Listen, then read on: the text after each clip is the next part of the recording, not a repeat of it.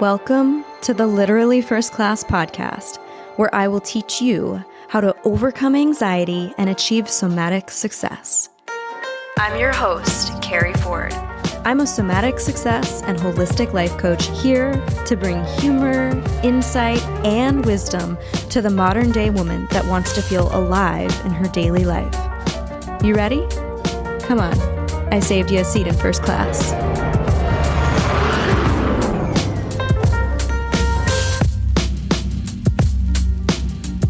Should I stay or should I go? Is it my fear or is it my intuition? Am I self-sabotaging or do I really not want fill in the blank? The amount of times I've been asked this, I'm pretty much asked this by almost every client at some point. And the answer is kind of tricky because I don't know what your intuition sounds like. And I also might not know what your sabotage sounds like yet. It depends on how long we've worked together or if we've worked together in some sort of one-on-one capacity. As I get to know the edges of your nervous system and I get to see where there's potential barriers, blind spots, and blocks, then yes, I can say, hey, I'm noticing a pattern. Are you open to some feedback on that? I might get clarity on that. How does that feel for you? As you run that through your body, does that resonate or does it feel like it's missing the mark? It's a constant co-creation because I am not God. I am not here to tell you what your intuition says, but I am here to invite you to potentially look at blind spots if I think there could be one, and then we go from there, right? So when people ask me, should I stay or should I go in this relationship? I don't know. Because I don't know who you're in a partnership with. And there's 4 of you in the relationship. There is adult you, adult them, the inner child you, the inner child them, and sometimes all 4 of you are in the fucking room. And so when you're interacting with each other's inner children and the inner child is head to head with the other inner child, I mean that from the place of the wounds and attachment issues and things like that, developmental traumas. The truth is kind of lost in that, right? We're lost in the sauce because we are engaging with our deepest, darkest, most tender traumas and wounds. And so with that comes the other person's experience. And so when I'm coaching somebody and they ask me that question, I do my best to guide them to their own awareness. I'll ask open-ended questions.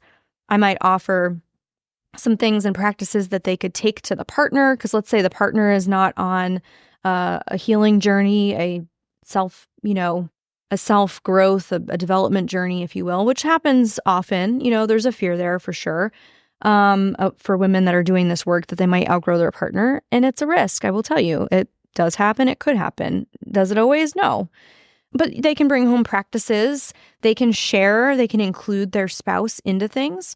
But here's one thing that I have found to be, I'll get to all the other stuff too, because there's a lot I want to say here. But there's one thing that I have found to be super helpful when I'm coaching a woman who is scared she's going to outgrow her husband, or the husband or the partner, whoever it is, has an issue or feels threatened somehow with this weird coaching thing. So the husband or the partner just simply doesn't seem to understand or offer support around this. They see the coaching as money taken away from the family.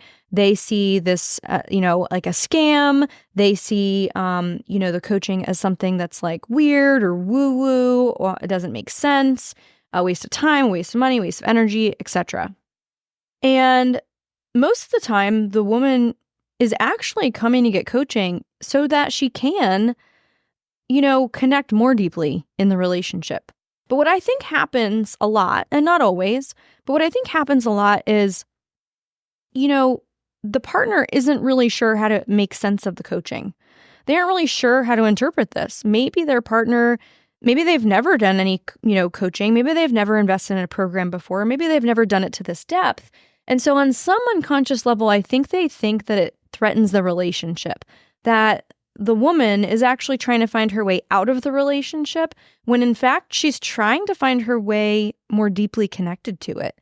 And so this is the thing that I often say is that it sounds like maybe the partner or the husband could be interpreting this as a threat to the relationship, as if you're trying to find an out, rather than a way back together or deeper connection or more vulnerability or more intimacy, which is 9 times out of 10 most of the time what they're actually seeking. I said, so invite him into the conversation, right? It doesn't have to be this like closed door secretive thing. After a session, you can chat with him and say, I had this like big awareness in my coaching session today, or, I had this really amazing shift and I thought, you might want to hear about it, or I wanted to share this thing that I'm currently working on with my coach. I wanted to hear your thoughts about it. I wanted to hear your feedback. Now you're including them in and you're having a dialogue about the coaching beyond the coaching session. And so they start to feel included. And that definitely helps. There are other ways you can include your spouse too in the personal development journey. One of my favorite books, hands down, that I recommend clients read with their partner is, oh my gosh, I'm blanking. The Way of the Superior Man by David Deida. I'll put the link in the show notes. But The Way of the Superior Man is such an awesome book for a few reasons. The first is it has short chapters. So you could read a chapter a night and you can have a discussion about it. I mean, some of them are 5 pages. So it takes you 10 minutes to read it and you could sit and then discuss it. Jake and I actually did this and we would alternate like, okay, you read the last chapter out loud to me. Now I'll read the last chapter out loud to you. Or you could each get a copy and read it to yourself and then talk.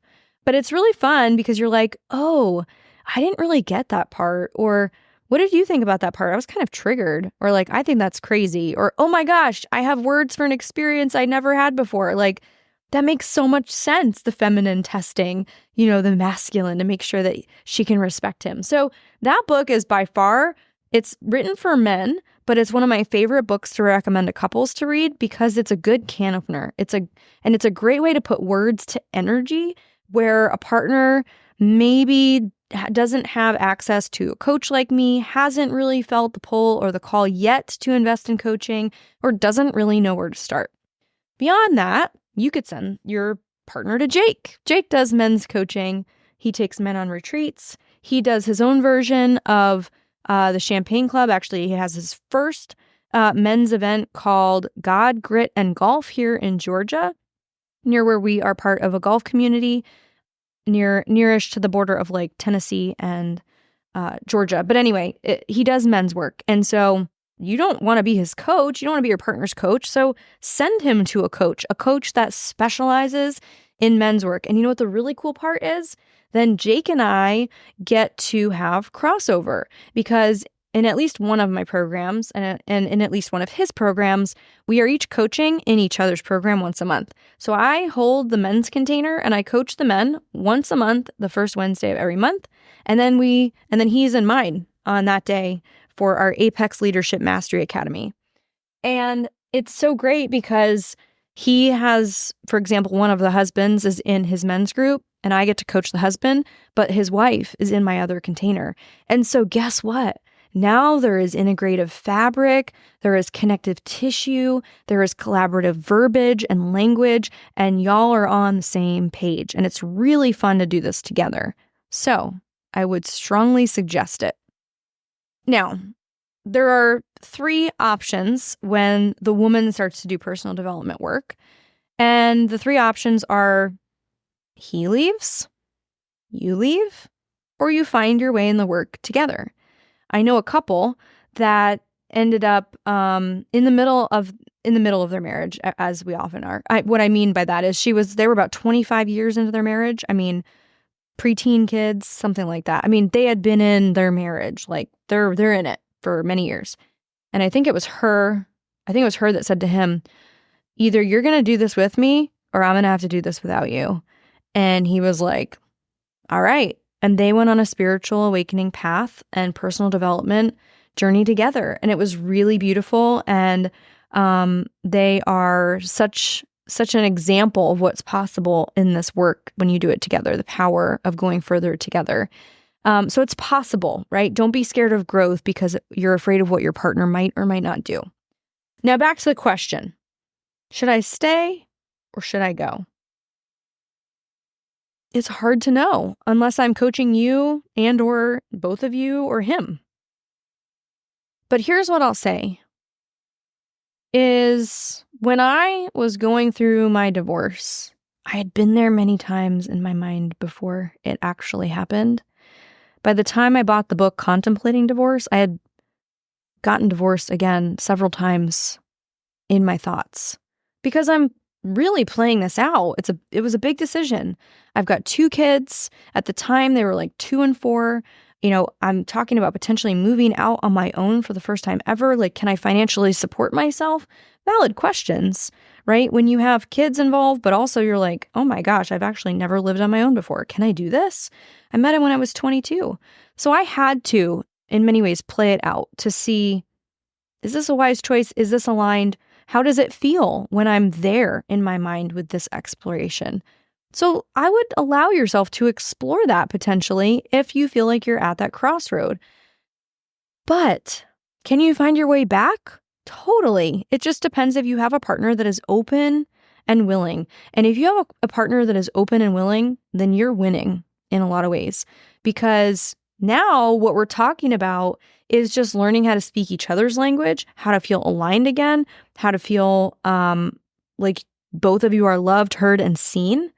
That's often at the core of most miscommunications. I don't feel heard. I don't feel seen. I don't feel loved or supported, which also is kind of like loved. And so learning how to speak to each other and love each other again, is maybe the crossroad that you're at. So it's hard to say.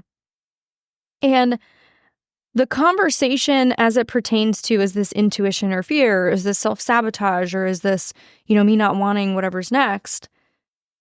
I don't know. I don't know the answer for you. And I hesitate because I see these posts on Instagram and it's like, what a no feels like and what intuition sounds like. And I'm like, well, here's the thing though. Like, if you come from picking narcissistic, abusive partners, and then as you start to heal yourself, you start to attract a different kind of partner, which does happen as you heal yourself and what you're attracted to begins to shift. Now you've got a healthy partner and safe love. Let's say they actually are, but your body doesn't feel safe. It will still feel like a no, even though it's actually exactly what you want. And that person is in fact safe and healthy and secure in their attachment style.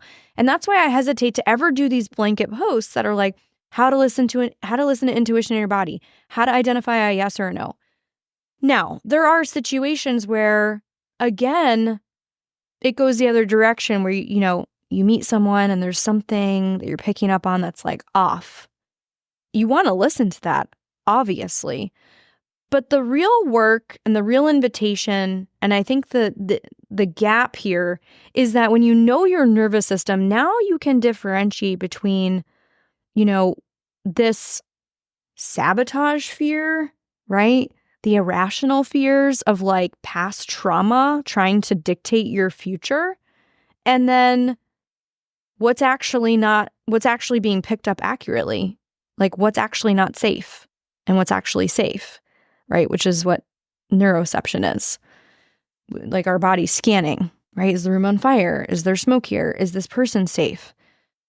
But it gets a little bit muddy and murky because it depends. Like it depends on your nervous system. It depends on your lived experiences. It depends on your past trauma. It depends on your developmental trauma. It depends on your attachment style.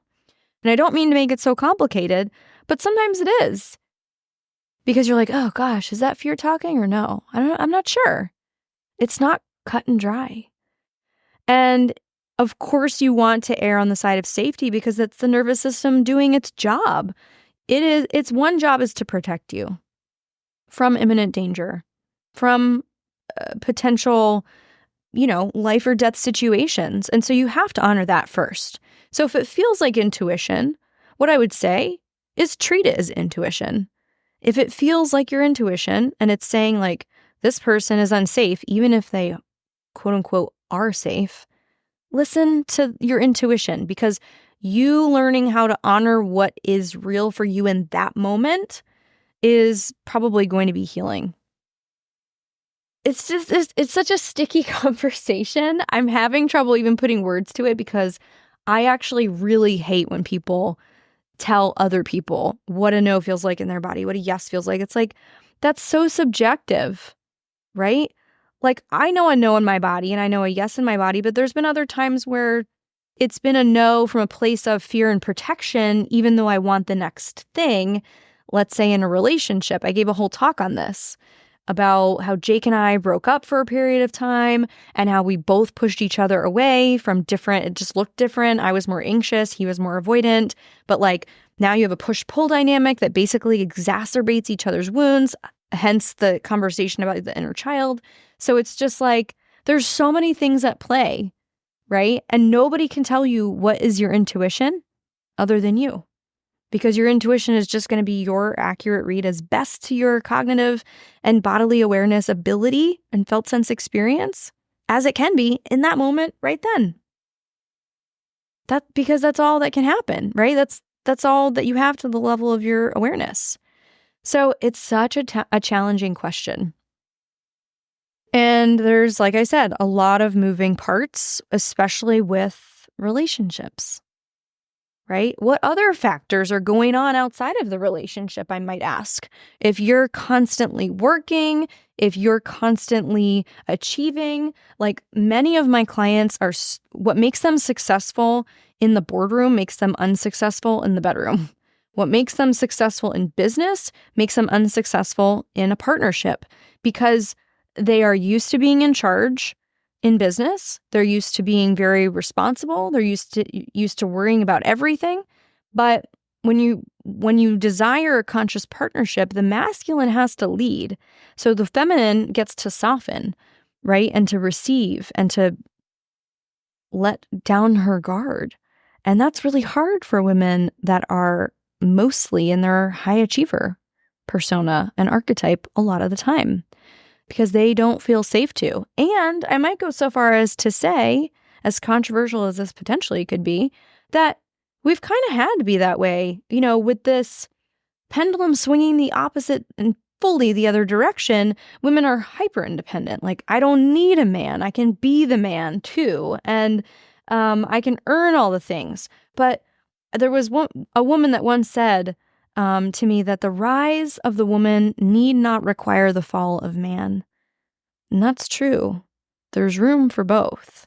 But you have to know how to dance with that within yourself, right? Maybe how to be in your energy at work where you're in the masculine energy, you're taking charge, you're doing things, you're getting things done, because there is a level of that that's required.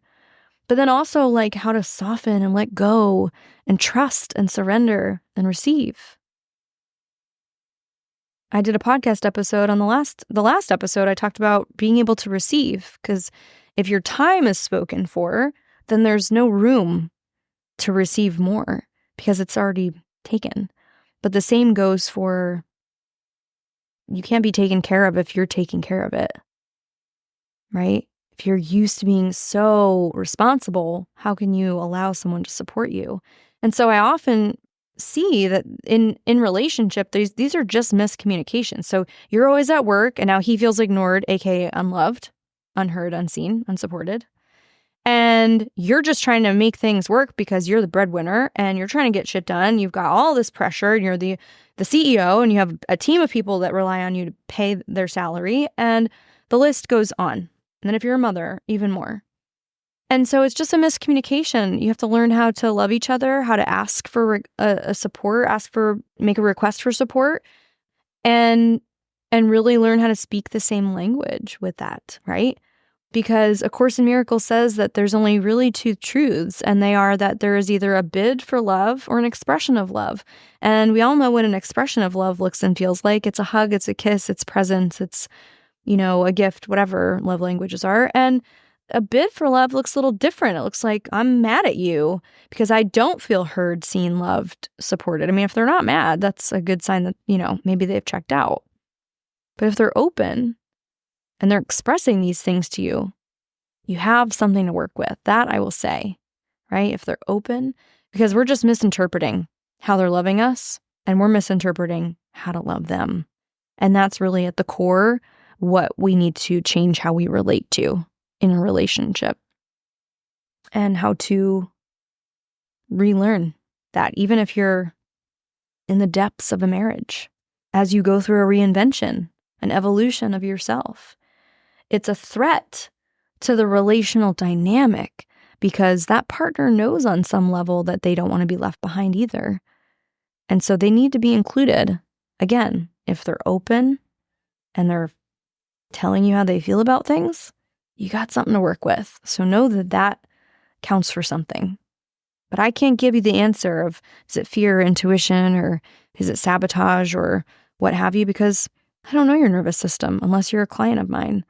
In which case, if you want to be a client, we can chat. But it's an inside job and nobody can really tell you, what that looks like for you specifically with your nervous system and your lived experiences and the felt sense that's happening inside.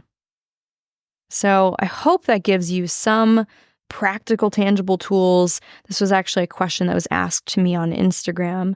And don't be fooled. All of these things are related. This is not just a podcast. This is not just coaching about business. In fact, I'm not a business coach. I'm a transformation coach.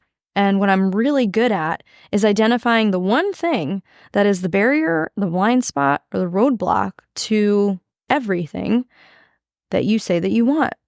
And I'm really good at finding that thing and then closing the gap for you between where you are now and where you want to be.